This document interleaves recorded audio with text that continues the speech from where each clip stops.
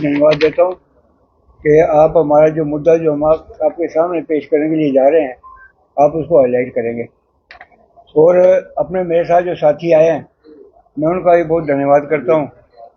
Inspector Trilok Singh ji, साहब principal Singh ji और राजेश खजूरिया जी, तरसैन सिंह जी, द्वारकानाथ, अजीत सिंह जी, पूर्ण सिंह कैप्टन, नेत्र प्रकाश, त्रिलोक सिंह तारा जी और पवन गुप्ता, तो मैं इनका भी धन्यवाद देता हूँ। अब हमारा जो आज का मुद्दा जो है, बड़ा अहम मुद्दा है। पाकिस्तान ऑक्युपाइड से जो लोग हम आए थे 1947 में, ये लोग रियासत जम्मू कश्मीर में सदियों से रह रहे और इनकी कितनी पीढ़ियां जो हैं, सेंचुरी से, सदियों से जो पहाड़ी इलाका है रियासत जम्मू कश्मीर का, जो पाकिस्तान में है, पाकिस्तान के पास है पकड़, वहाँ पे हमारे बुजुर्ग बाप दादा वहाँ के रहने वाले हैं।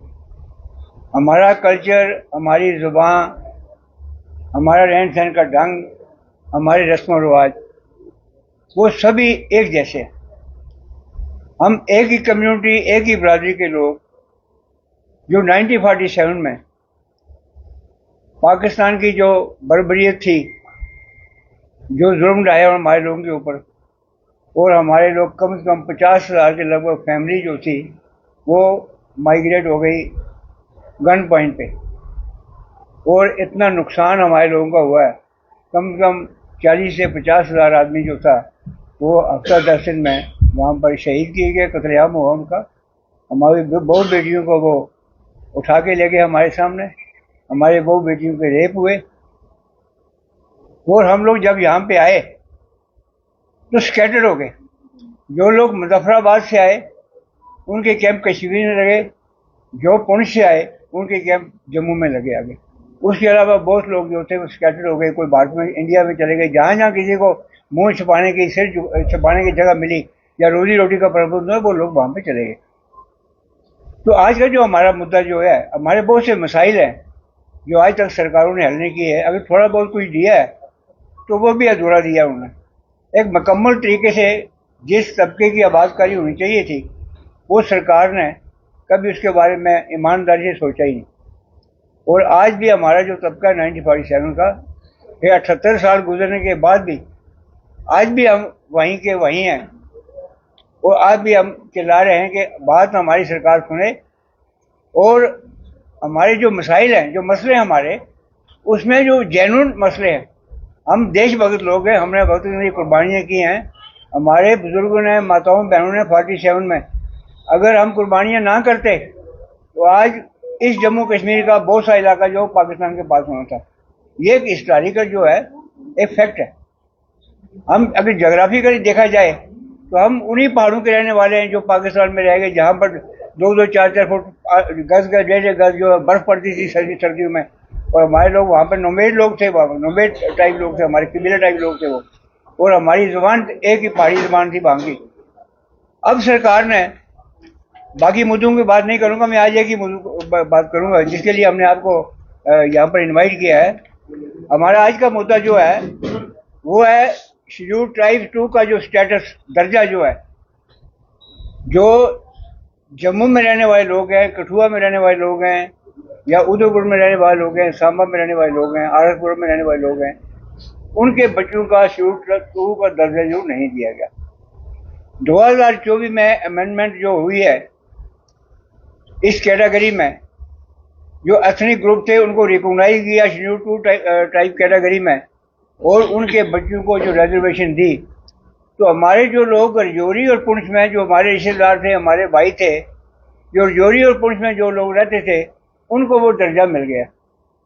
और जो लोग रजौरी और पुंछ से दूर रहते थे, बाकी जिलों में रहते थे, जैसे जम्मू हो गया, कठुआ हो गया, या बाकी डिस्ट्रिक्ट हो गए, उनके बच्चों को वो बेनिफिट जो है सरकार नहीं दे रही।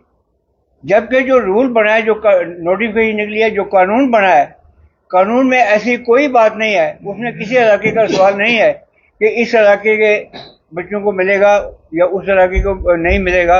वहाँ इलाके का कोई सवाल नहीं है, और बिल्कुल सीधा और ट्रांसपेरेंट जो कानून है उसमें ये लिखा है कि जो पहाड़ी स्पीकिंग लोग हैं उनके बच्चों को शेड्यूल 2 की जो बेनिफिट जो है, ट्राइब का जो बेनिफिट है उनको मिलेगा।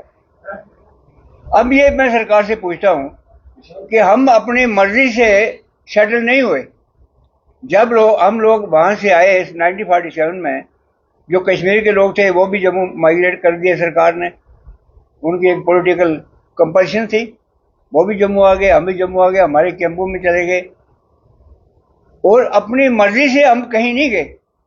जब हमारी रीसेटलमेंट हुई तो जहां जहां थोड़ी बहुत जमीन जो हमको अलाट हुई, जिस इलाके में, जिस जिले में, जिस गांव में हमको मिली, हम 50-50, 100-100 कुंबे वहां पे सरकार ने भेज दिए। अब हमारे अपने भाई, हमारे रिश्तेदार, एक ही परिवार के कुछ लोग पुंछ में चले गए, कुछ रजौरी में चले गए, कुछ कठुआ चले गए, कोई उधमपुर चले गए, कुछ जम्मू में रह गए। अब मैं सरकार से ये पूछता हूं कि हमारी जो मदर टंग है, पहाड़ी जबान जो, वो अलग कैसे हो गई? हमारा कल्चर कैसे अलग हो गया? हमारा रहन सहन कैसे अलग हो गया? हमारा रस्म रिवाज कैसे अलग हो गए? और सरकार ने कभी इस बात पर ध्यान नहीं दिया। और आज जब हमारे बच्चे शेड्यूल 2 सर्टिफिकेट के लिए अप्लाई करते हैं तहसीलदार को, जो डेजिग्नेटेड अथॉरिटीज है, वो कोई जस्टिफिकेशन नहीं दे रही, सिंपली लिख रहे हैं कि इनका रिजेक्ट रिजेक्ट रिजेक्ट रिजेक्ट कर देते हैं। वेयर एज जो रजौरी और पुंछ में हमारे लोग रहते हैं, मैं समझता हूँ कि यह भी सरकार ने एक अच्छा कदम उठाया उस डायरेक्शन में कि हमारे कुछ लोगों को मिल गया है। लेकिन अफसोस की बात यह है कि जो सभी को मिलने चाहिए थे, 2 भाइयों को मिलने, एक को दे दिया, एक को रहने दिया। तो हम ये सरकार से मांग करते हैं कि शेड्यूल ट्राइब 2 का जो स्टेटस है वो रजौरी और पुंछ के हमारे लोगों को मिल गया, जो डीपी, जो पहाड़ी बोलने वाले को मिल गया, जो 1947 में लोग आए थे।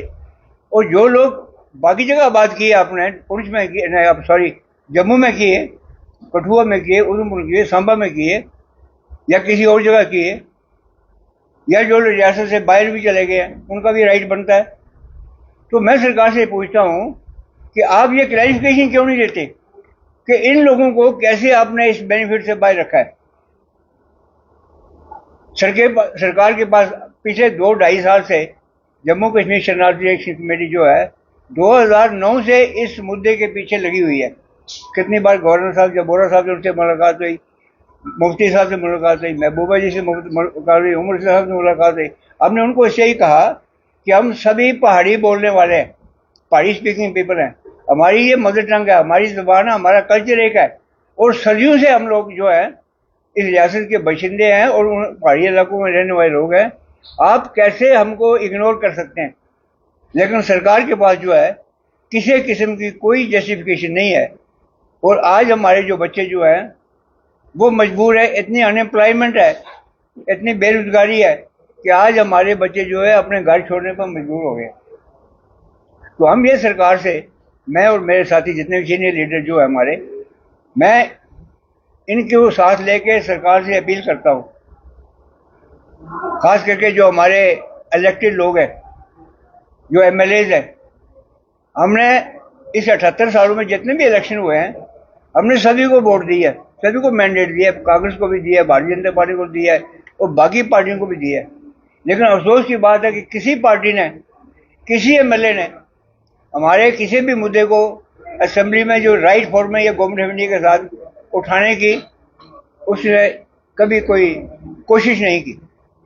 आज जो हमारी अपील जो हम करते हैं, जितने भी हमारे एमएलएज हैं रियासत जम्मू कश्मीर के अंदर, असेंबली के अंदर, cutting across the party line, उनकी जो अपनी एफिलिएशन है उनको छोड़ के एज ए इंसानियत के तौर पे हम उनको ये अपील करते हैं कि वो सरकार को ये कहें, ये कौन सा इंसाफ है कि आपने एक भाई को एक चीज दे दी और दूसरे को इनकार कर दिया। और खास करके हमारे जो एमएलए साहिबान हैं, ऑनरेबल डॉक्टर नरेंद्र सिंह और विक्रम रंधावा जी, श्री अरविंद गुप्ता जी, इनको हम पर्टिकुलरली अपील करते हैं। क्यों? कि ये हमारे बच्चे हैं, हमारी कम्युनिटी से है और इनका दायित्व बनता है, फर्ज बनता है कि इस मुद्दे को लेके वो सरकार के पास जाएं, गवर्नर के पास जाएं और उनको कन्विंस करें कि भाई आपके पास कोई जस्टिफिकेशन नहीं है, आप क्यों नहीं बाकी लोगों को दे रहे, क्यों परेशान कर रहे हो लोगों को।